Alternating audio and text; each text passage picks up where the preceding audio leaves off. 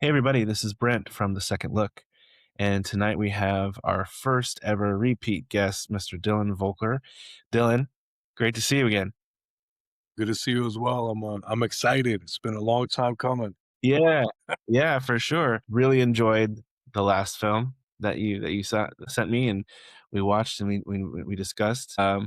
It I think if I remember correctly, it wasn't officially out yet. No, How did that go? How was the release? How was it after we talked? it went good. We had a attempted festival run. I will say attempted. It was a good try. It didn't go anywhere, but it was really good to finally put it out there. Like I remember when I got the last rejection letter, I texted my friend Owen who played the character Mateo in the film, Uh-huh. and I was like, "All right, buckle up. Tomorrow morning, this shit's gonna be out." Yeah, No, it's good to have it out. I like that everybody can see it. It's the worst part in my opinion about like submitting stuff is that like there's always that anticipation of like you feel like it hasn't been seen by enough people, you know? uh-huh, uh-huh. Um but no, I think it's good that it's out and it's Yeah, had its time and done, you know? yeah, yeah. Um, just curious if you wanted to share any kind of, lessons you may have learned from that experience, like, was there something maybe that you you have learned from that, now apply it to future submissions or future projects that you hope to get into festivals? Yeah. I don't know, like it sounds bad, but, like, not to be too overly confident in what you make, to just kind of have, like, like a semblance of humility to be like, "I see this a certain way." Mm, Not everybody's gonna see it like that, and that's mm, okay, right? That doesn't mean that what you make doesn't have value, you know? right. And to be able to acknowledge, like, the shortcomings of what you do, like, I look back at the Bad Taste Better, and I'm still, like, really proud of it, but Mhm, I can look back on it and say, there's several things there that I would do different, you know? uh-huh, in the production. Yeah, yeah, absolutely. Nothing that makes me, like, disown it or anything. Right. I'm still proud of it. I think Sure. for a debut kind of attempt, Mhm. I think it's fun, you know? Yeah. I Um, mean, every project, every venture is a learning experience. There it has to be, and, yeah, I like your attitude about it, like, it is what it is, you're proud of it, you put it out there, and then, I like hearing the expectations thing, I think is a big point, right? Because, I mean, you have to be enthusiastic, you have to when you're doing something like this, you have to be in it, you have to really put all everything in, and you have to be proud of it and all that stuff, and no one no one other than you or maybe your crew is gonna feel that way. And so when you present it, you maybe even subconsciously expect, it to just translate, automatically, and when it doesn't, it can be, like, a little humbling, or a little bit of like, "Oh, okay." Like a little dose of reality or whatever. And yeah, that I feel like that happens to every filmmaker on every film. You know what I mean? yeah, So it's just you have to experience that, you have to do it, you have to go through it because it will make you stronger, and it will if you're up for it, it will make you more confident even going into the next one because kind of what to expect on the other side. So it's all good. It's all beneficial, and it sounds like you take it that way. yeah, absolutely, and I feel like even it's not even a conscious thing, like, subconsciously, you take a lot of I don't I wanna say shortcomings, but, like, areas of improvement in your mind onto the next one subconsciously. Like subconsciously, I feel like you kind of take that and log that, and then with the next one, you try to do better. Mhm, And in regards to like things I've learned from that experience, it's mostly like I feel like you gotta like not cater what you make, and it's hard because to me, I feel like I'm a bleeding heart kind of artist in a way where I'm like, what do you mean? I could be self indulgent, like mhm. it's my art, but like Sure. you kind of have to play the game also, you know what I mean? Yeah. Yeah, yeah. No, if and this I guess this lesson applies to everybody, right? Like, if you are really, if filmmaking is the thing, right? This is what I am. This is what I'm gonna do, and it really it's just at your core like that. Um, any situations like yours where it didn't perform maybe as well as you thought, or it didn't get into festivals, or there's any whatever sort of perceived, not failures, but it just didn't work as well, or the expectations weren't met. But like I said, I think that's just the name of the game. It's kind of like that's just part of the job, and your love for the job should be able to overcome that if it's really what you are. And clearly, I don't know you that well, but it's clear to me that you have that this is your thing, and like this is you will be just fine. And Like, I, yeah. All right, so it's been a while. So that was was there something in between that film and the one you just sent me, or was this the um, next one? I mean, this is the next one. In between, it's mostly been like building up Westmar as a group. And Mm, as of this point, we have not only the one that I sent you, we have two separate films from two of our members that are currently in production right now, which okay. is awesome. Not my films, which was great because that was my goal. It was like it started off with me, but I wanted the group to be able to produce their own. Because my idea is like bring your idea to the table, right? We'll Mhm. discuss it, and then we'll go out and help you make it, right? Mhm. Mhm. We're doing that. We made this something in the bag. We shot that in October, um, and that's premiering next month. And we're putting on a festival called the Dog Pit, Mm. which is a kind of local grassroots sort of. We're putting on that. We're putting on like our in-house short films as well as a bunch of other shorts from like other Valley filmmakers, Oh, awesome. uh, which I'm excited for. Okay. We'll definitely help try to promote that. Is it you have a set date and everything? Yeah, it's on the 22nd February.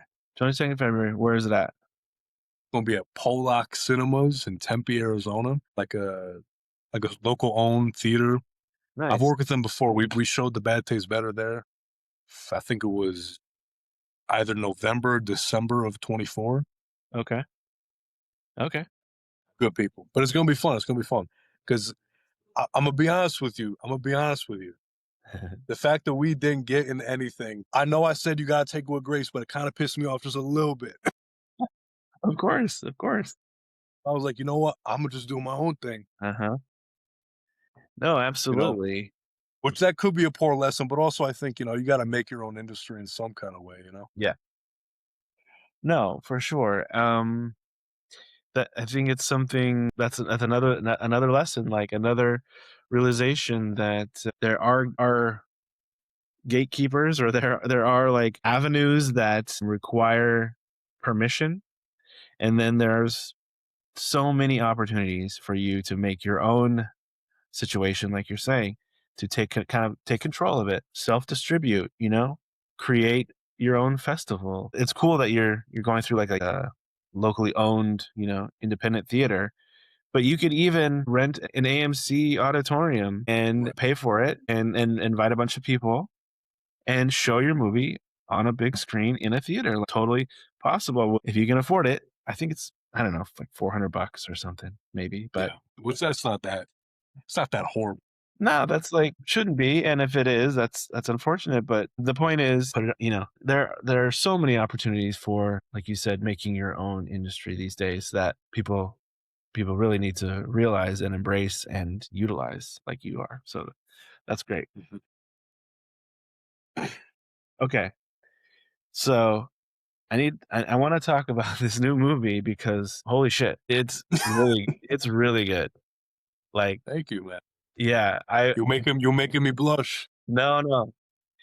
Thank you. You really got something here. From the opening shots, the sound design is really good. The music is really good. I don't want to spoil anything for people who haven't seen it, but I guess I have to talk about it a little bit. It's a silent film, and that makes me so happy. That warms my heart I've because been to the I've been to the Second Look Film School. No, it really is fantastic, and it doesn't happen nearly enough, and the whole time, like, after about a minute, maybe 2, and I was like, "Uh-oh, uh-oh. Is he gonna go all the way with this? Is he really gonna da" and I just kept like, every close-up, I'm waiting, "Oh, don't say anything, don't say anything." And and then bam, credits, and I was like, "Yeah," like, I wanna applaud you just for that decision alone. But, Thank you. it looks fantastic. I love the compositions, really, really wide shots in there, like, there's one kind of they're at a distance maybe, it's when he's dragging the bag, and it is so wide, like, I I have to ask you, like, what lens is that? You know, like, is that Yeah. ultra wide lens? It looked amazing. Well, we relied on, kinda anamorphic lenses. They're called Soroy lenses. They work with, like, DSLR cameras because we shot on a Sony. Okay. But I really hate the look of, like, digital cameras, like, just plain digital cameras, Mm, um, partly because of the films that I grew up on were always shot on film, but film is really expensive, and I'm broke, so yeah. the Soroy anamorphics, I think, are about the closest you can get on a budget Yeah. to that kind of almost Panavision kind of look, which is what I Mhm, like, right? mhm. For that specific shot, is it the I talk about the shot where it's like the closing before it cuts to the second location Mm, and they're kind of walking down the unmarked path. Is that what you're talking about? yes, I wanna pull it up because I really wanna be specific here. Okay, I'm gonna Because if I yeah. know the shot, I could probably figure out what focal length we used Mm, because I don't really remember it. But we had a wide range from, like, I think 35 to 100. So we had, like, a 35, a 50, a 75, and then 100, I think. mm, But no, because I really wanted to capture that because the desert is really fascinating to me, and that it could be, like, so vast, but also when you're there, it's kind of isolating, you know? yeah, Yeah, that's what I was thinking you were talking yeah, about, yeah. I don't totally remember which focal length we used for it. mm, mm. No, It might have been it might have been a shorter one that we just backed up really far. yeah, I think yeah. because we were from where they are, we were like a mile away. We were really far away from where they Oh, were. okay. Yeah, no, it's it's pretty incredible. Thank you. I appreciate. I okay, do you mind sharing the budget for this film? Um, I didn't commit an exact, but the most we spent was on equipment, which was maybe like 8. Okay, okay, I'll just ballpark and maybe say 1,000. Just okay, completely throwing a shot in the dark. okay. Because we got, I mean, we just get lucky breaks, man. We got a Cadillac because of a good Samaritan who just wanted to see his car in a movie. Like, you get lucky breaks doing this stuff, man. Uh-huh, I'm telling you. uh-huh. No, that's amazing. I mean, the production value that you get from a car, we take it for granted, I guess, in the movies we see, but what you see, you know, what you see on screen and how much goes into, I don't know, the props, the vehicles, the location. I mean, just the location by itself, you know, it's free and it looks amazing. And you have suddenly suddenly you're like in a western. You know, you're in a John Ford western, and you didn't spend any money. You went outside. And I just love that. I think I mean, of course, not every movie needs to take place out in the desert like this, right? But I think what I would advise to anybody watching this is that when you have a location like that, find a reason to be out there and use it because it looks like you needed permits, it looks like you had to close roads, it looks whatever, but then you have the right wide lenses and you have the vista and everything is like money does not matter in that scenario. It's all what you see is looks more expensive than it actually is. So that's pretty great. The car too, yeah. Now did you reach out to them? Did they find you? Like, how did you hook up with the car person? I mean, I did it the same way I found horses before. I just posted on some like group, like, "Hey, like, we're Mhm. looking for." Because my idea is that I wanted the car so badly because I felt like I wanted something that would instantly date the movie, right? Where Uh-huh. like you see it, like you can see what they're wearing and feel like maybe it's vaguely period, Yeah. but if you see the car, then immediately like, all right, we're in the 70s, all right. Yeah, yeah. Right. So that was like paramount to me, right? So I posed like, hey, like we're looking for a 70s convertible. Mhm. Um, and I reached out to this guy named Clayton reached out to me who like runs he's part of like it's called Cadillac Kings. It's like a Cadillac kind of a group Okay. here. Yeah. As long as you put like special thanks Cadillac Kings in the end, like you can use my car, That's awesome. and it's at the end of the movie. Yeah. Yeah, yeah. I saw that. I figured it was a rental house that specialized in Cadillacs or I something. mean, I mean, I guess technically speaking, Yeah. Right.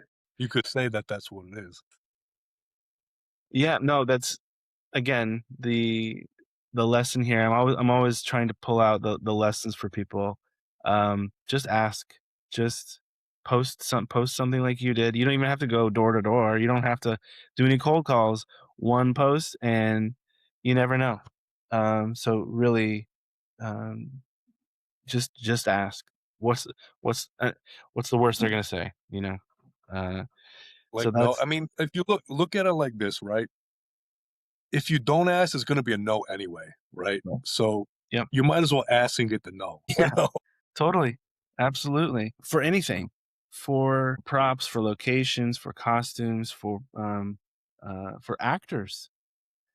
Uh, you never know, like, who's out there. Maybe there's some actor that is bored and is looking to do something, and you've got some great, like, image or pitch deck or something that you put together. And it's like, yeah, like, usually I'm up here like in fee or production budget or whatever, but this looks Yeah. so cool. I want to be a part of it. It's something new. It's something fresh. So there's yeah, the just ask is a paramount for me. And I think it's what I love about making stuff out here, especially is that like man, like people are so hungry Mm, to like do stuff out here, mm, you know. mm. And like I really admire that, you know. Yeah, you need that kind of energy, right? You need people to be enthusiastic about stuff like this, and because it's difficult, and there's probably no money in it. There's probably long hours, there's probably all kinds of things that you have to put up with to be able to do any of this stuff. So it's vital. You have to kind of find the people that aren't just aren't just going to help because they feel obligated, but help because they're invested or they're interested, and they're all out there. Everyone's out there. Everyone wants to make a movie. Everyone wants to Mhm. be in a movie or make a movie or be associated with a movie somehow. Okay, I have to talk about the ferryman because honestly, that was again. I hope I'm not. Is this film being Hey released? man, you're good. You're good. You're good. You're good. Okay, okay. I don't want to say too much, but I You have can say to. whatever you want. I made it. Don't worry. Don't worry. I was like not white knuckle, but I was like I like leaned in, like this, like again waiting for it to be something, or whatever, but not expecting it to be what I saw, Mhm. and I just really liked the how you handled it. It's not too much. It's not over the top. You found, I think, really, I want to ask you about it. Really interesting blocking for the ferryman, like how they move and the just like the physical acting, the physical behavior. How was that your idea, the actor's idea, combination? How did you come up with it? Was there any references or anything? Yeah, well, I mean, it really was an intense kind of collaboration between me and my good friend Tyler, is one of my best friends, and he also played the werewolf in the previous Mm, film. mm. And he played the ferryman in this one. Um, and man, like he just has such a joy when it comes to like being a creature in a film. Like whenever I even bring up the idea of doing it again, he's like, I'm in. Don't even tell me what it is. um, and the way I described it in the script is that he's sort of like a statue in motion, right? Mm, He's meant to do a job, right? There's no real excess movement. I told him that I wanted the movements to almost be labored in a sense, yeah. right? When he raises this is spoilers, but I don't care. When he raises his hand, it almost looks like it hurts to Yeah, do it. yeah. Because my idea is that he is literally like that. He's a statue in motion. He's just doing a job, right? Mhm, mhm. I did write a whole backstory for the ferryman, but it's not in the film. But no, That's I mean, I credit Tyler with that. Like, there was a moment when we were watching the assembly cut a few months ago, and me and him, and when he crest over that hill, and it's the one shot that just hangs on him as mhm. he walks towards the camera. I like put my hand on his arm. I'm like, that is incredible work. Like, Yes. I Yes, it is. I think I mean, he's super critical of himself, but I'm like, man, you should be like so proud of that performance as that creature, as Yes, that character. I agree. I think and this is saying a lot, but I've never seen that before. I've Mhm. never that's original, and it's hard to do that these days, and I think, like you said, not no excess movement, and it's that was such a great decision because anytime you're dealing with any sort of creature, supernatural, whatever, something that doesn't actually exist, the tendency is to make it extra scary, extra weird by doing too much. And I Right. think you rightfully avoided that. You're shooting For in sure. daylight, a Yeah. character that normally belongs in shadows somewhere. So it was a bold move. You took a big swing with that and you connected. You hit the ball very far. So and it's there was also there's a moment when the ferryman kind of looks back at the guy and like there's just this pause. There's this just like moment where you're like, oh, what's this gonna be? And That's one of my favorite moments in the movie. yeah, and then there's nothing.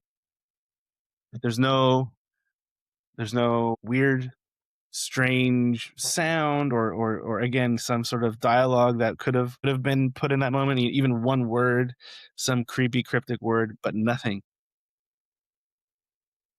This is why I like silence and non-dialogue stuff so much, is because you force the audience to participate, to engage, to create meaning for themselves, to really wrap themselves into the story because there's no answers, so they have to come up with answers. That's just how we are. Right.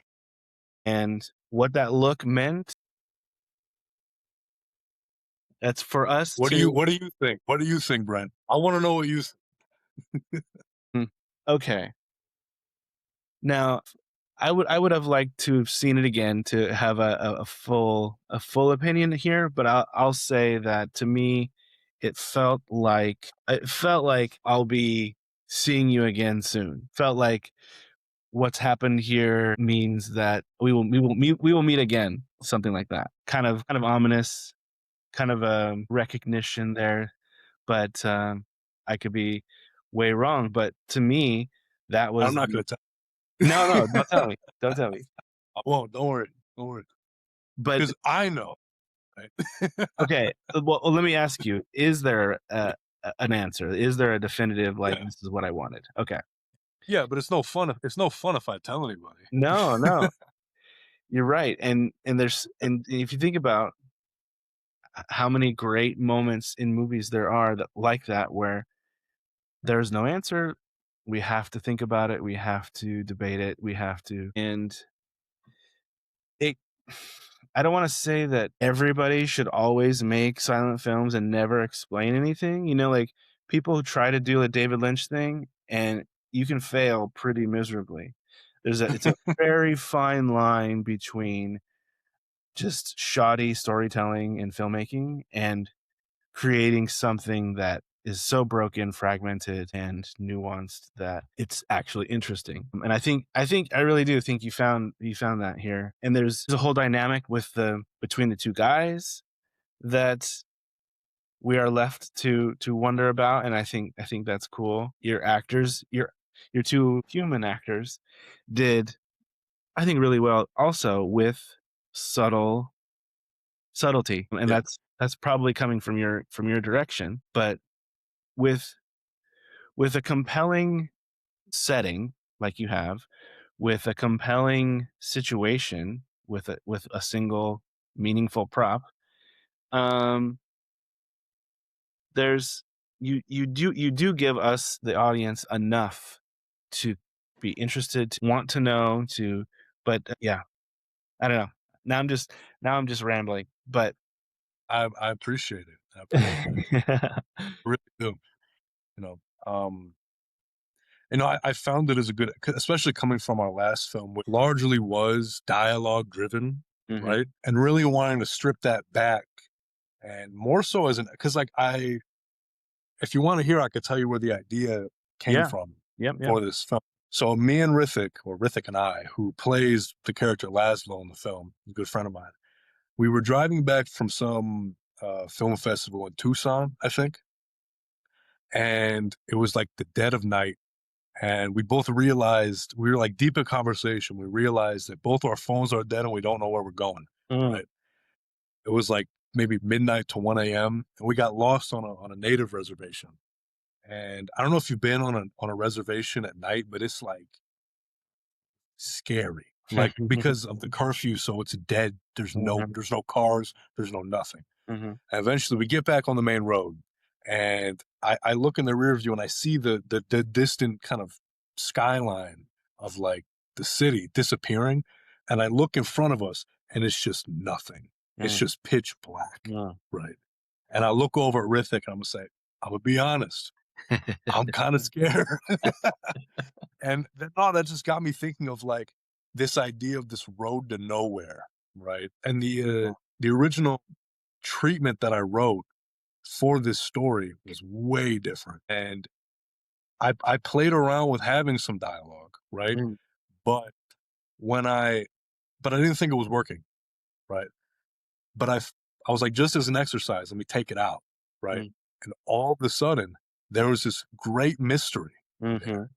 But you don't know who these guys are. You don't know what their relation to who or whatever's in the bag is. You Yeah. don't know where they're going. You're led to think about that, right? Yep, yep.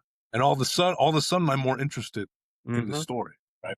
So, I mhm, mean, I think even as an exercise for most scripts, if you could take it out and the story itself not necessarily works better, but just works, mhm, I mhm. think that's a good way to test yourself a little bit. Absolutely. Yeah, I've worked on projects that had dialogue, um, maybe sparingly, but maybe it had some. And when you're editing, you take that line out, and you Yeah, or you take the audio of the dialogue out, but you cut to the reaction. So you don't hear what they said, but you see the reaction, and viewers are very smart, and yeah. media literate, and they know what a close up means, even if they can't articulate it. They know, oh, something just happened, like that little glance. Oh, whoop. And so like there's you if it's if it's a if it's an issue where you think the audience won't understand, I think you're underestimating their abilities. So I think Or it's even cool. look at like, sorry, go ahead. No, I think it's cool that you put yourself through that experiment. Thank you. Well, I mean, even look at it like if you understand it, some maybe one or two other people will, you know. And Mhm, I mean, even with this film, I really made it a point where I was like, I mean, if you look at like if you watch it and you really look right, and you really look at some of the production design aspects or some of the quirks of each character, mhm, you can understand all you need to know about them, right? yeah, Like yeah. the that backstory is in there Mhm, mhm, if you really look, right? mhm, Because that was important to me too, where I was like, with no words, I want to be able to understand the relationship between these two guys, what has happened, where mhm, they come from. mhm. So I think if you can do that like that, Yeah, that's impressive to me if someone is able to do that. yeah, I don't know if we were totally successful, but we tried, you know. sure. Let me ask you, when did you have an actual script with the dialogue, or was it just a treatment? Um I don't remember. I think it was I don't think it got past the treatment. Okay, okay. I was wondering just wondering, like, my next question would be, like, when did you or did you create a shot list? And did the shot list change after you decided to take the dialogue out? No, because the first real drafts of the film didn't have dialogue. Okay, It didn't get far enough. It didn't go beyond the treatment, I don't think. okay. But it Okay. wasn't working. It wasn't working at all. Yeah. So, when shot listing then, now you're were you more conscious of, "Okay, I don't have dialogue. I need my shots to and my edit to communicate a lot. How do I translate that?" Was that a thing? Oh, absolutely. Mhm, Well, I mean, I don't know if you're this way, but when I write, I'm essentially I see it in my head, right? mhm, mhm, So I know depending on the action what angle we're getting. So mhm, from that sense, it's relatively easy for me, mhm. right? It's more so finding the logical order in which to accomplish that, which gets a little hairy for me. But Yeah, no, I mean, I felt like it had to be real purposeful, you know, and even with the absence of dialogue within the action, I would essentially write out what each action was saying to the character, right? okay, okay. Like what point are you getting across by making this movement, Mm, right? What are you saying with it? mm, Like if you look back at someone, are you saying what? Like what are you saying? You know what I mean? sure, sure. No, I mean, it I don't know if filmmakers do that enough. They just kind of shoot things. Maybe they have some cool ideas, and maybe it's just plain standard coverage, whatever. And then with the mindset, oh, I'm just in the edit, I'm gonna put it together and see how it works and whatever. But no, like, why wouldn't you have a clear intent on every shot? Every Yeah. shot.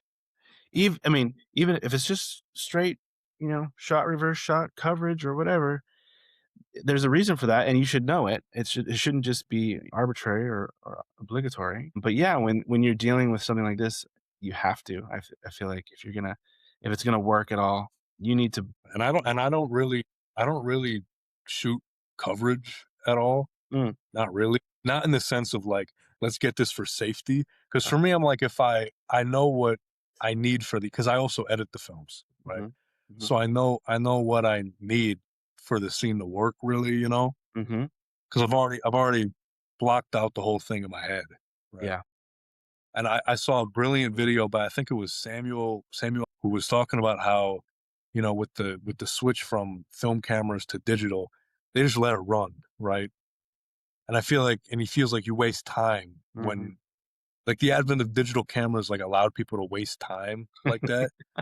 Whereas Yeah. me, like I've I don't want to say famously, infamously among my friends, I don't like wasting time like that. Like No. if we could be in and out in like an hour, Yeah. let's do it. You know, No, I mean, honestly. obviously don't compromise. Don't compromise what you want to get, right? Mhm.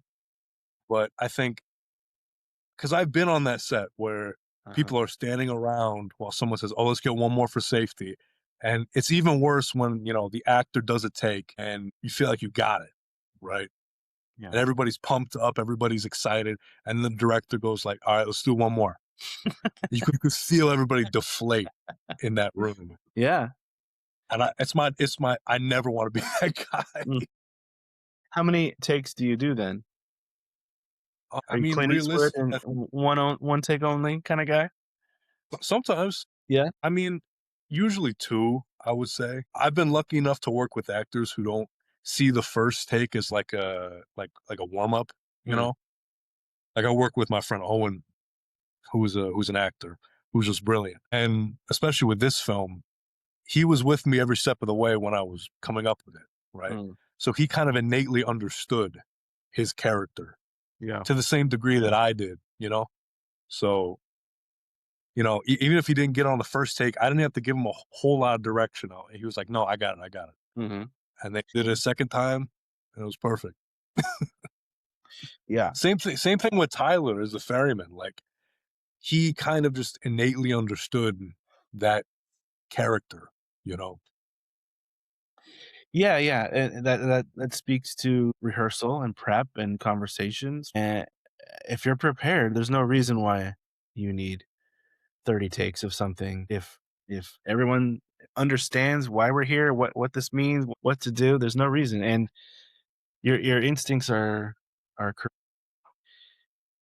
multiple takes waste time, it drains energy. If you have an insecure actor, uh, it's gonna start getting under their skin a little bit, like, what is it about, and then they're not confident, and now it just snowballs after that. Absolutely, yeah, yeah. I'm a bit contradictory though because I'm a big Kubrick fan, and I know you're a big Hitchcock fan as well. I think they're kind of similar in that Yep. regard. No, what you're describing is Hitchcock's thing. It's all in my head. Yeah, I maybe have it on storyboards, but shooting for him was boring because yeah. the creative work is done. He So, did a he did an interview with was it God, who was it? Was it Letterman where he said that working with actors is the worst part. If he could replace them all, he would. yeah, actors were just a necessity that he had to deal with. But no, if he I don't agree with that. I won't touch no, that. I don't agree with it, but no, he went, I'll admit, he took that a little too far. He was not an actor's director by any stretch. But no, the concept of having it in your head, but being flexible enough to allow things to evolve on set, yeah, evolve in rehearsal, evolve on set, evolve in the edit. You have to be flexible the whole way. But no, why you've got people you've corralled to help you. Maybe you're paying them, maybe you're not. You don't have a lot of time, a lot of money. So all kinds of reasons that you should be prepared. right. But also like I love spontaneity. Like I love it.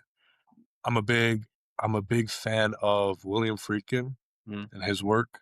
I've like studied his work. I think he's way smarter than people get. Well, he's passed away, but I think he was way smarter than people gave him credit.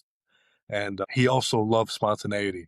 And he was the same way where he only did like I think he only ever really did one take. mm, And I listened to when I read his book, he said something along the lines of like the only reason I would do a second one is if a light fell. Because he viewed that the same way where, a lot of I feel like a lot of the best actors come from theater, from live theater. And, when you're up on the stage, you don't get two takes. You get right, one. right. So you bring your A game on the first one. Hmm. Totally. And I think that goes for everybody on them, not just actors. I think it goes for everybody on when you're making something. Sure. Yeah. 80 who it's been quoted, attributed to so many people, Hitchcock included, but 80 or 90% of acting or directing is casting. And you Yeah. find the right people, actors, but like you said, anybody, your DP, your sound guy, your composer, whatever. You hire good people and you tell them what you want and they will do it. And you don't. Maybe for those of you who might think that you need to micromanage and tell everybody how to do, just do better at hiring. and the magic will happen. Well, and also find people that you work really well with. Mhm. I've been blessed enough to have all my guys at Westmar who kind of corral around whatever idea I got if it's Mhm. good. Mhm. And I know that our abilities complement each other. Yeah. Right. And I think if you can find a reoccurring group of people, because that's my biggest. It's why I kind of detest this idea of kind of nomadic crews. How bringing in different people for each thing. Mm. Because I'm like, how are you gonna grow that base of people who will like fight for you in like a creative Mhm. sense, Mhm. which I'm grateful enough to have that. Yeah. Right. Right. Collaborators. I mean, it can't be understated how important they are because this is such a collaborative medium. You can't do it without them. And starting with anybody new is starting over. And It's a gamble, you know what I mean? yeah, it is. It is. Okay, one other thing I wanted to talk about it, but going back Yeah. again to the ferryman, Mhm. the shot of the hand opening, reaching at that amazing sunset, which is fantastic. But the I credit Ryan, who was our director of photography for that. That was another moment of spontaneity, which is my favorite, you know, because it was like a race against the clock to get that scene done. yeah, And right at that moment when the sun crests over the hill, it was perfect. I yeah, credit him with that. that's yeah, that was great. But I guess the makeup, the special effects makeup, the whatever you whatever you did to the hand was great. And I Thank you. just unexpected again, not quite what I was expecting to see, but also just the the don't do a lot, do something small, let that be a seed for the audience to take it from there because that's the only part of the ferryman's body we see, and that's all we needed to see. We you show too much, the illusion's gone, the mystery is gone. We no longer need to imagine anything because there Yeah. it is. I just want people to watch your movie. I want them to pay attention to stuff like that, decisions like that, because less is more, and it's just better, more effective, more interesting. But I guess I want to ask you too, like, what was the process of that of designing creature makeup for just a hand? How did Right. that go? Um.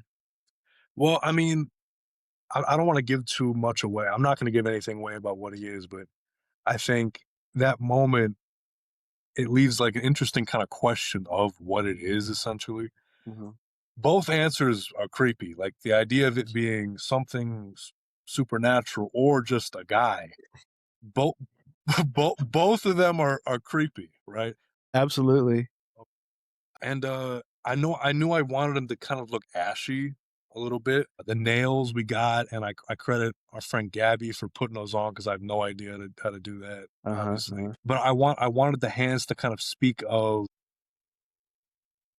to lean to not lean too far in either direction of it being something earthly or supernatural, right? Yeah. You can look at it and say these are kind of strange, almost not demonic, but weird, right? Yeah. Um, or it could just be some dirty ass dude who lives in the desert and like but both explanations, Yes. they're creepy in different Yeah. ways. You know. I mean, now that you say that, that's totally it. You kept it grounded enough that both could be true.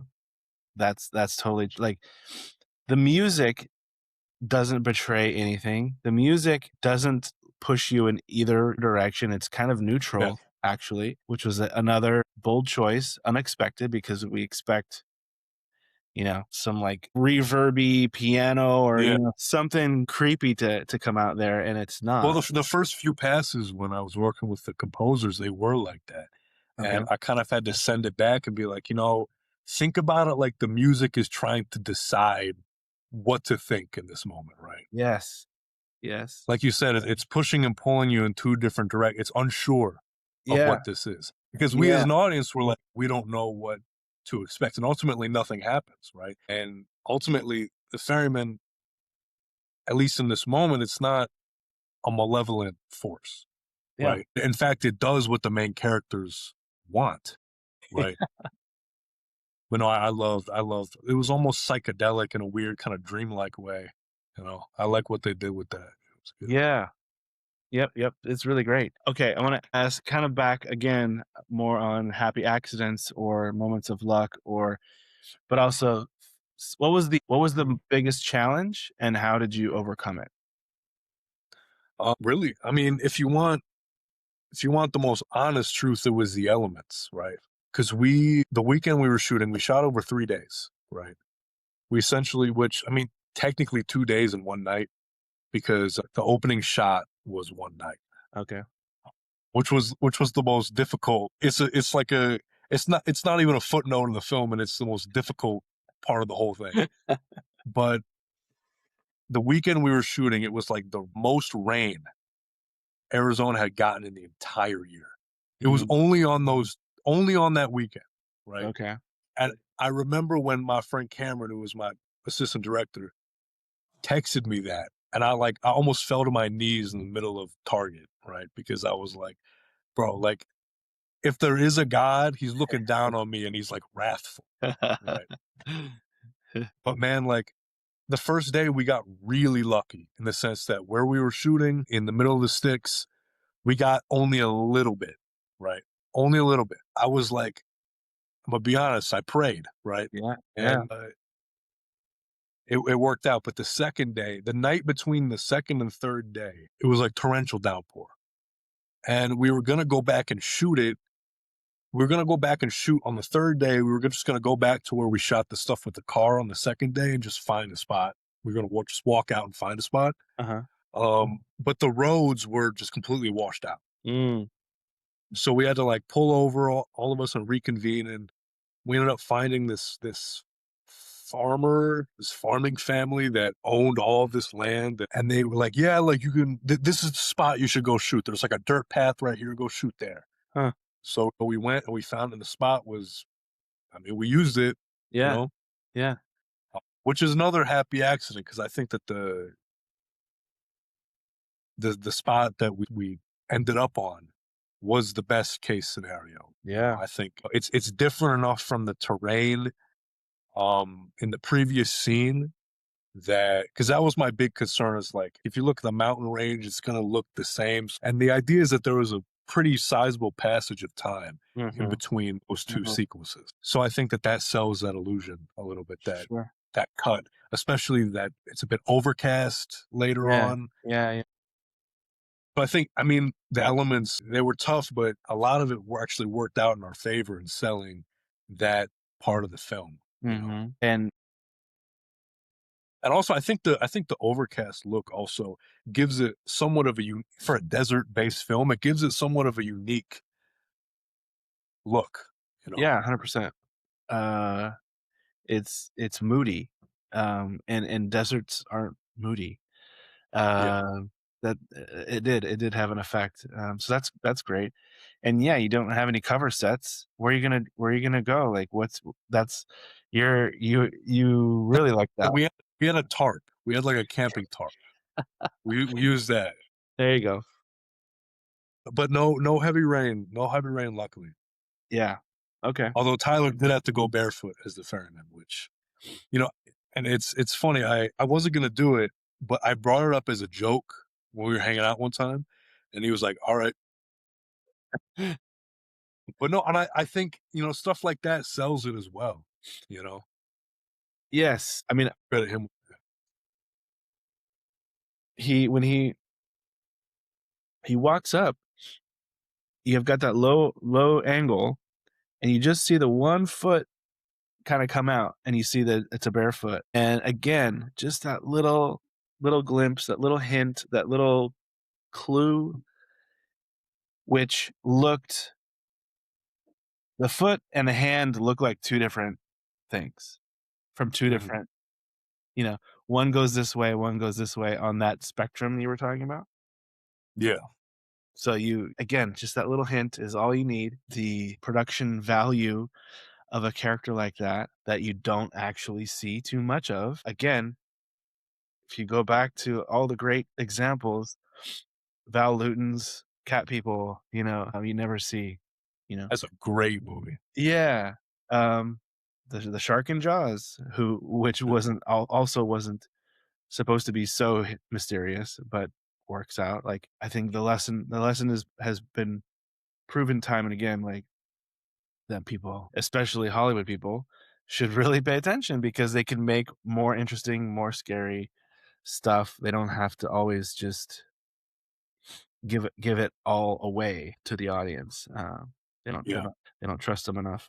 But thankfully, you did not take that route. And anyways, very excited for you, Dylan. I think I wish you all the best on this one.